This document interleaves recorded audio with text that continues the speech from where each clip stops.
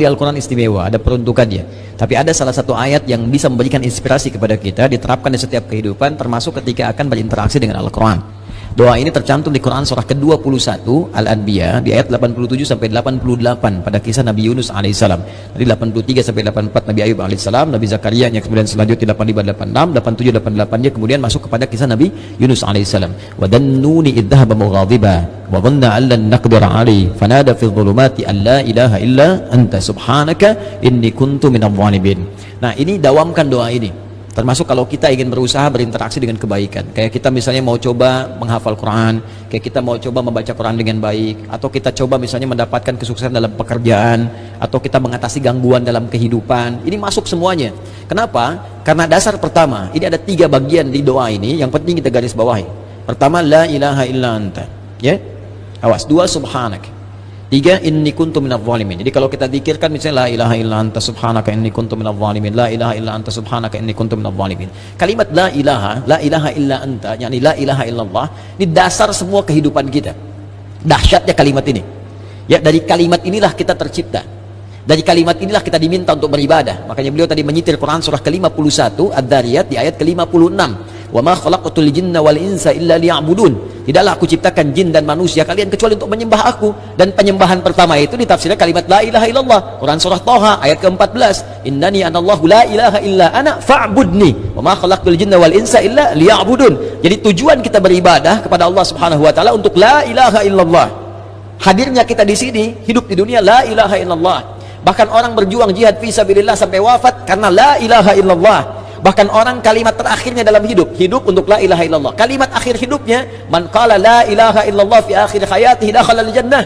Kalau ada orang bisa mengucapkan la ilaha illallah akhir hidupnya, dijamin oleh Nabi sallallahu alaihi wasallam dengan lisannya masuk surga.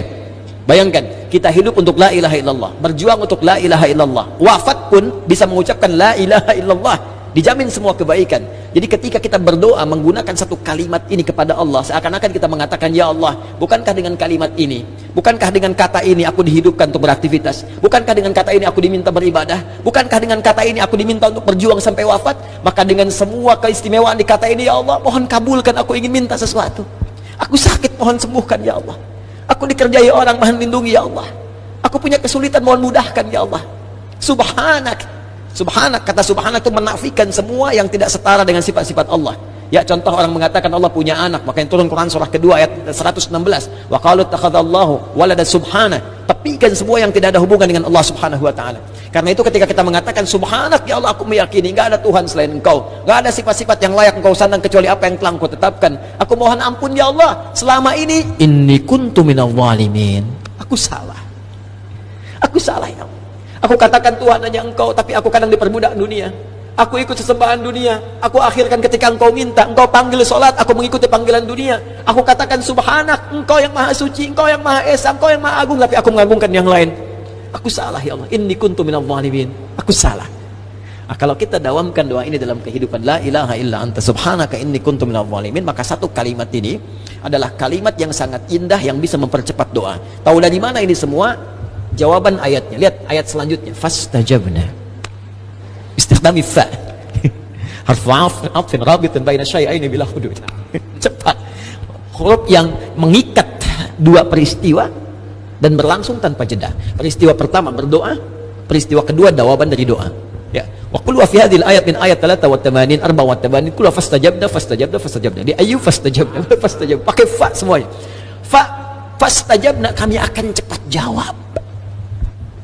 Fastajabna, kami akan cepat jawab. Ya, jadi ketika Yunus alaihissalam memohon kepada Allah, jawaban dari Allah langsung mengatakan, siapa yang mengucapkan man qala la ilaha illa anta subhanaka inni kuntu minadh dhalimin fastajabna, kami akan jawab, kata Allah Subhanahu wa taala. Ya, lalu apa yang terjadi kepada Yunus alaihissalam? Fanajjainahu minal gham. Ya, kami lepaskan dari kesulitan hidupnya. Ya, tapi kalimat yang indah bukan kami bebaskan dari perut ikan paus, kami lepaskan dari gham. Gham itu kalimat yang umum, ya, masih luas, sesuatu yang membuat kita gelap. Bukankah Anda kalau mendapatkan berita dari kantor, Anda sekarang berhenti kerja, gelap langsung. Padahal harinya siang.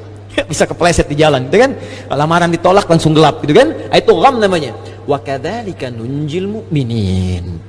Demikianlah kalau ada orang beriman setelah ini mengamalkan doa yang sama, kata Allah, kami jamin kami akan kabulkan seperti aku mengabulkan doanya Yunus alaihissalam.